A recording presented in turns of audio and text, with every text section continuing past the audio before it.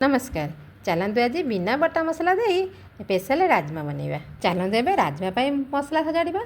दुईटा बड़ पियाज नहीं गोटे रसुण इंचे खंड अदा नहीं सब चपर पके टिकी मैंने काटिदेबा।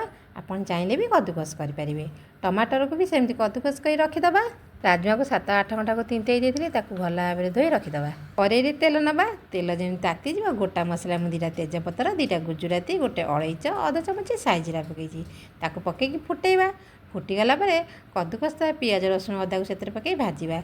जमती रसुण अदा कषि हो जारी हो कद्दूकस कर टमाटर को से पकईदबा।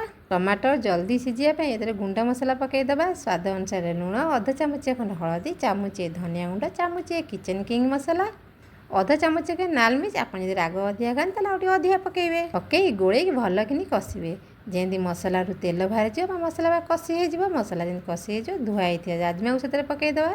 भल भाव में गोड़े कषिबा जमी राजमा सहित मसला मिसीज। राजमा तो एथर कषि होगला एथर पानी देदेबा।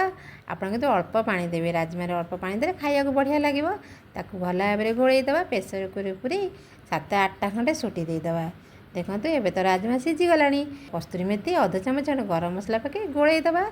भात सहित खाए बढ़िया लगे। कि मो चैनल सब्सक्राइब लाइक शेयर करने को जमा भूलिए।